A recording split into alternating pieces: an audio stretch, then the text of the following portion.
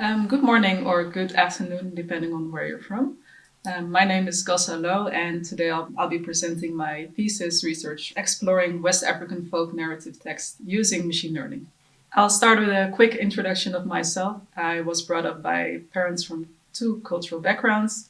One is from Senegal and the other is from the Netherlands. And this has influenced me in many ways in the research that I do today and have been doing for many years. It mostly influenced me because I saw from an early age on that there is an unequal distribution of opportunities in the world. And I not only saw this between continents or countries, but I also see it in my own hometown, Amsterdam. This interests me a lot, and I want to always implement this in the studies or the research that I do. I decided to study artificial intelligence because technology can be used as a means to solve some of the world problems that exist today and also some of the unequal opportunities between people. During my studies, I came across or into contact with W4A or Web Alliance for Greening in Africa. And together with them, I participated in some field trips and research projects in West Africa, so in Mali, but also in Ghana. I still try to participate in some of the projects when I can. During my master thesis, I did an internship at Toucan Monkeys, which is a tech company founded by Chris van Aert and Bas Zuidwijk. And while I was writing my thesis, they actually founded an artificial intelligence company, and that's where I'm working today. So I work as an AI specialist. The topic of my thesis is exploring West African folk narratives using machine learning. What I wanted to do is to do a cross-cultural examination of the West African texts or folktales and comparing those to more Western European folktales. The reason why I wanted to engage in this topic is I talked to Anna about finding a topic. And I immediately became interested because my father always used to tell me stories from Senegal, which were about animals living in a forest, and they engaged in some sort of adventure. And eventually, throughout that adventure, a specific animal encountered problems, and these problems were being solved in the end. And I noticed, not at a very early age, but later on, I noticed that he was trying to teach me valuable life lessons through these different stories, which is a very different way of communicating than the way my mother tried to teach me valuable lessons. So this interaction and these differences between this interaction interested me. In some of the ICT4D projects that we did, we found that other people or organizations most of the times use a more Eurocentric way of explaining things and writing down texts. And I wanted to see whether it was possible to use a more West Africanized form of writing text or communicating with people in the target countries that we do projects in. So now some more background. Storytelling in West Africa is a very important cultural event, and it has been around for centuries. It's a communicative form of interaction between a storyteller on one hand and the public or the audience that surrounds the storyteller. So the storyteller is always in the center of a group of people, and he or she tries to tell a story which most of the times is about multiple animals.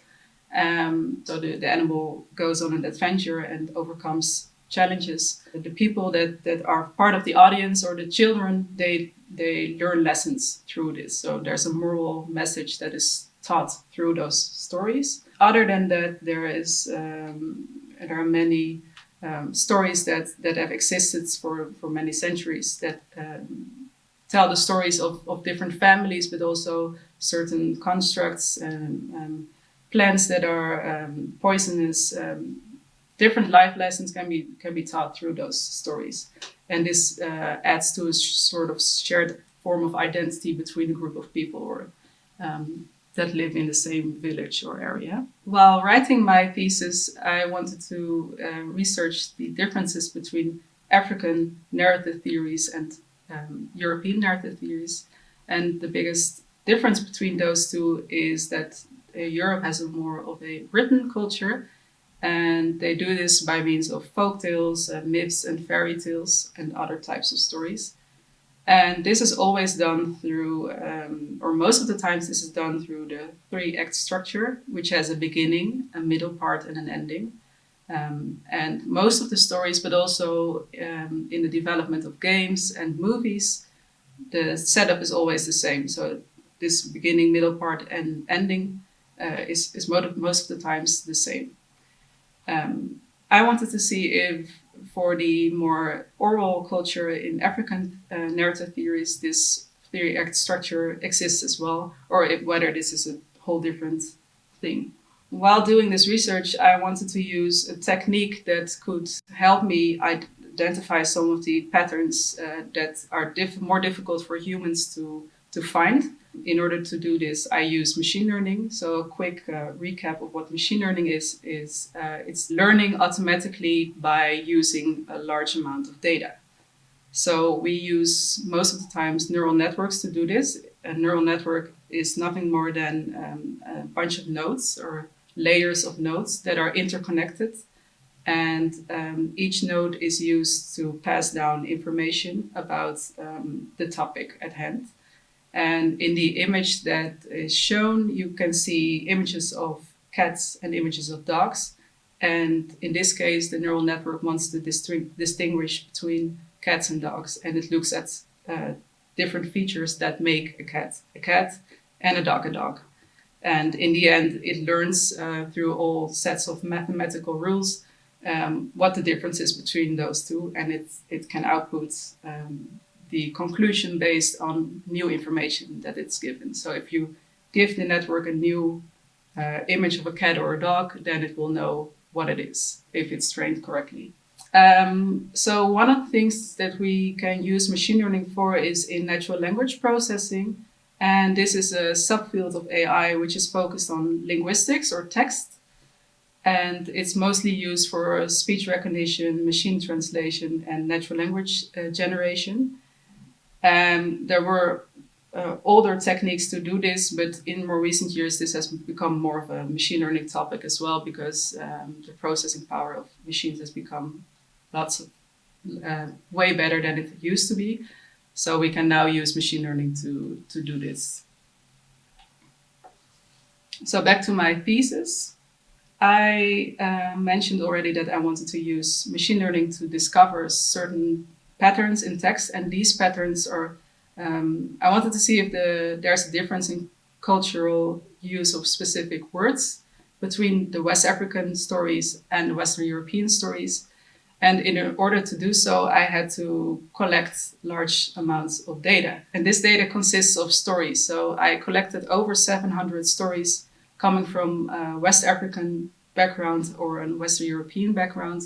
So from countries such as Ghana, Benin, Senegal, Mali, and in Europe from the Netherlands or England, France, Belgium, and other countries. And I collected them in 2 sets of corpora. I could use this to apply machine learning to do specific experiments. So the research question of my thesis is: how can machine learning and natural language processing be used to identify, analyze, and generate West African folktales? And I split up this research in 3 different parts, which is text generation, text classification, and analyzing narrative structures.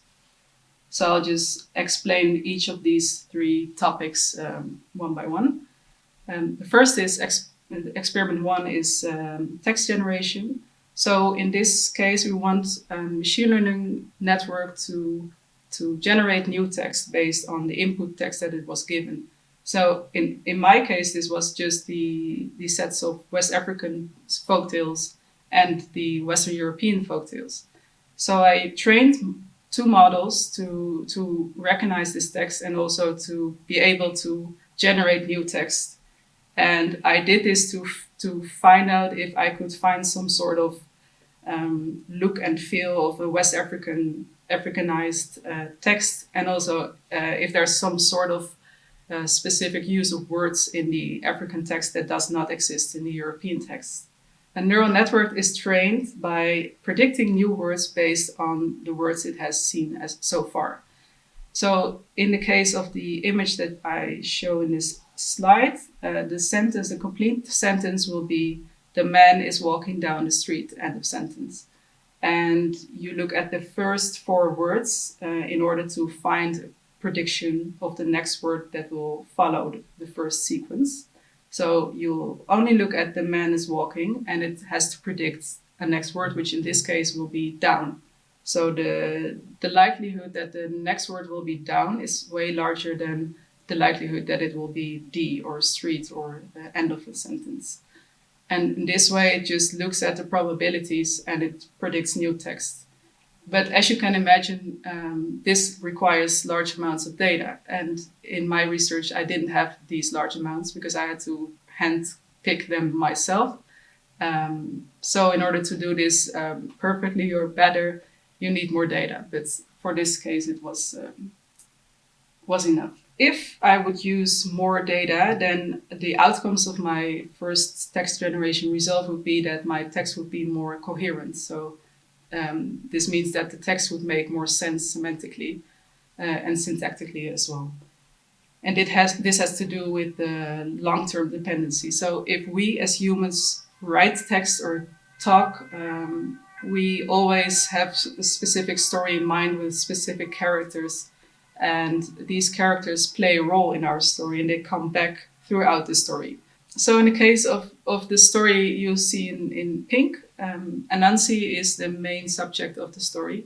And we would expect Anansi to appear throughout the story.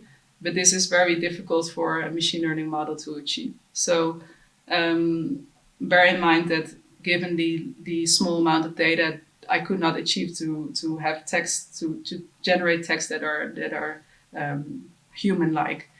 But I was not interested in finding human-like or generating human-like stories. I just wanted to see whether I could generate a look and feel of a West African story and what this would look like. So I generated many stories. So I use input seeds to feed to the neural network. So it's just a sequence of words, and then it has to generate or complete the text based on this input seed.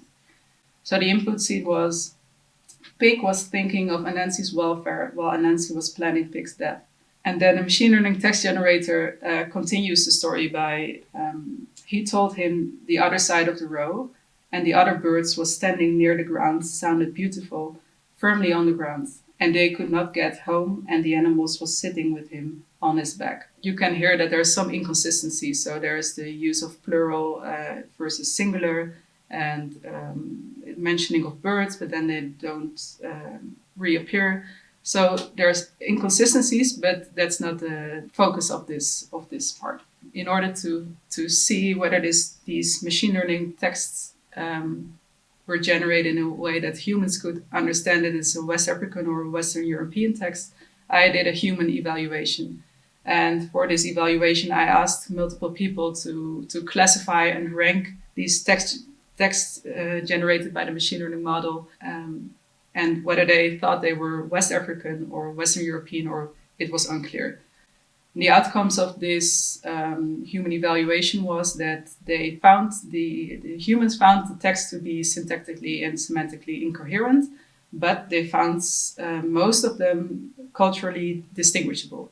And they mentioned to me that this is mostly because the characters used, the animals used, and the objects and types of food are very indicative for specific cultural or geographical backgrounds. So based on this human evaluation, I wanted to see if the use of words is the only way in which we can find distinctions between these texts. And this is why I went back to machine learning and I asked the same question as I asked the humans to a machine learning model. I trained it at specific text classifiers to be able to identify the geographical background of the stories. Based on this human evaluation, I then wanted to find out whether a machine was capable of making the same conclusions as the humans. And I I trained two classifiers to be able to distinguish between West African and Western European texts. The reason why I trained two classifiers is that the first uses word order, or it takes into account word order. And this means that the sentence, for example, man bites dog, is considered to be different than dog bites man. And the other classifier doesn't take this word order into account.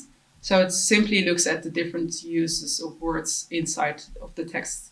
So I trained two classifiers to make this distinction.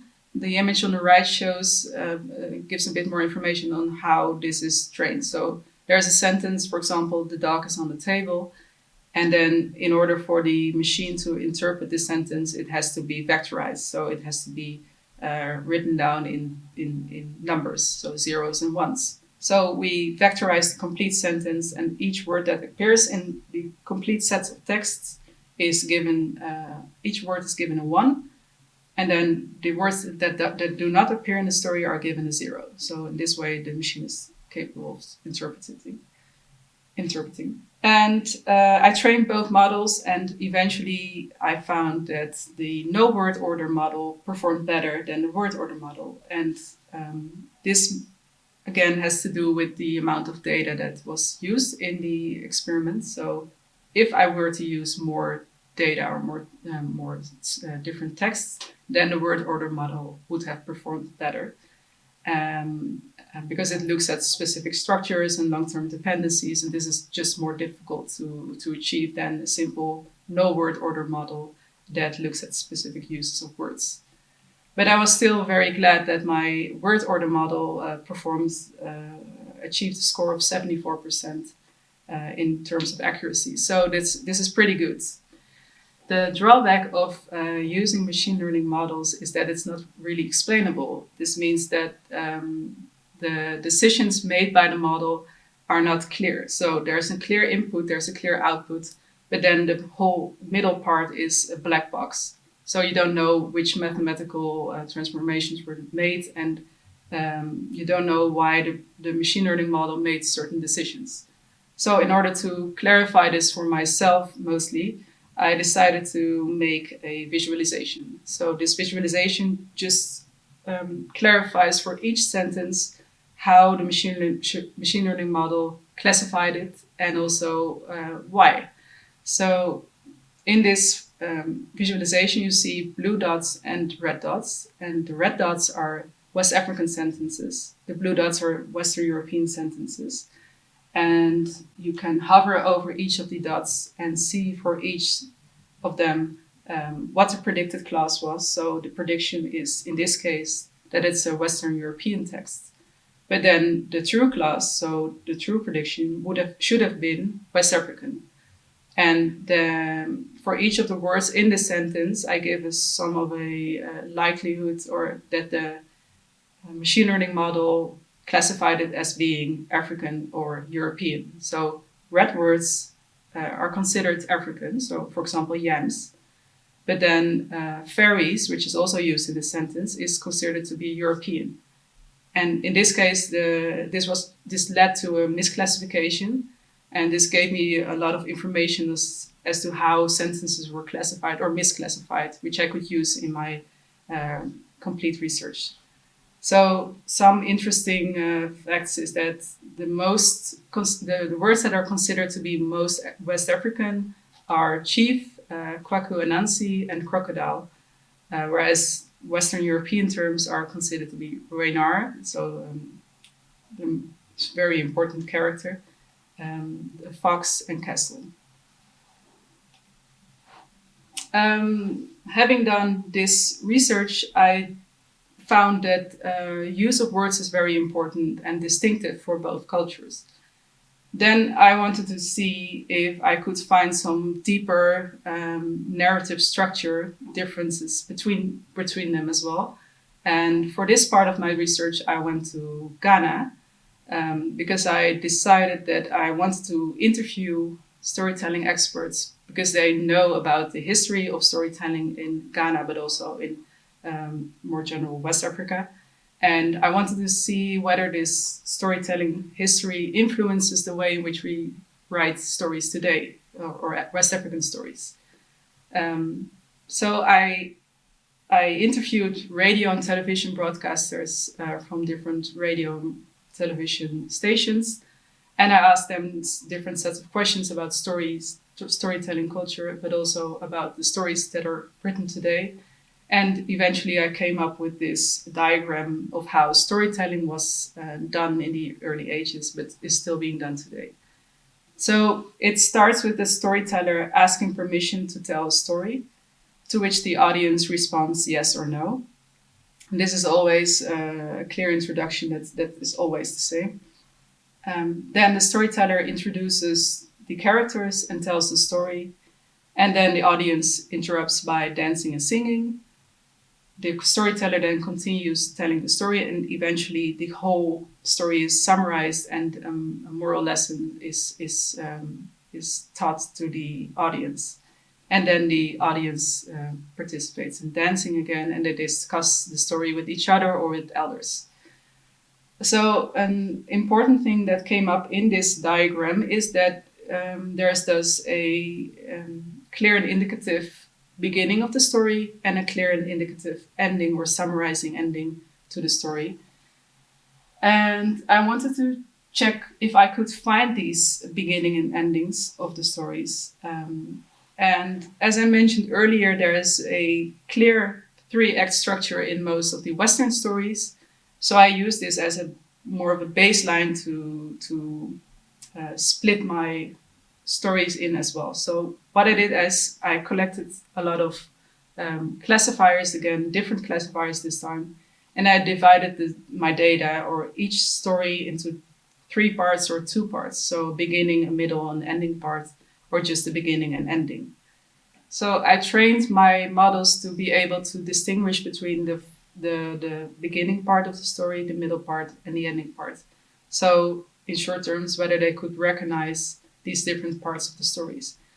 And having trained multiple models, eventually I found that the highest scoring model achieved this accuracy score of 78%. So in 78% of the cases, it achieved in finding this distinction between a beginning part and an ending part. So then I wanted to see what their beginnings and endings look like. So I know from Western European stories that most of the fairy tales start with once upon a time. But was this also the case for West African stories? So for both the beginnings and the endings, I counted the frequency in which certain sequences of words occur. So these are called engrams. For the beginning part, I found that both for West African and Western European stories, the beginnings are time indicative. So once upon a time is used often, a long time ago, a very long time ago. These are all indications that at some point in time there was something and something is about to happen. So for both geographical backgrounds, this is similar. And then, as I mentioned, for the ending, I wanted to check if I could find a summarizing ending for the West African stories. And I did find them. So in most of the cases, in my cases of stories, I found some sort of summarizing ending to the stories. So these summarizing endings are characteristic for West African stories. And what I found cool is that they were that they could be traced back to ancient storytelling, as well as the Ghanaian storytelling experts mentioned to me. And I didn't find these summarizing endings for the Western European stories. So this is a clear distinction between both geographical backgrounds that I found interesting. So this concludes my 3 topics and my research. So I'll conclude it for you. My research question was, how can machine learning and natural language processing be used to identify, analyze, and generate West African folktales? And I compiled two corpora of plus 700 stories, and I applied machine learning to do text generation, classification, and extracting information, or doing a more narrative analysis. And I found that each of these machine learning models actually had a pretty high performance in terms of accuracy. And they also achieved I also achieved in finding patterns or specific uses of words that are indicative for the geographical background. I found culture-specific use of words such as characters, animals, objects, and food, but I also found narrative structures such as the beginnings and endings that are characteristic for West African stories that could be traced back to storytelling culture. So the broader conclusion of my research is that contextualization is very important. And in my research, I found that West Africanizing Eurocentric text is the way to go whenever we participate in research in West Africa. And a fun fact is that in the Netherlands, audiobooks have been making a comeback since COVID. So we're actually drifting back to an oral way of communicating ourselves. This was my presentation. I hope that you liked it. And if you have any questions, please let me know.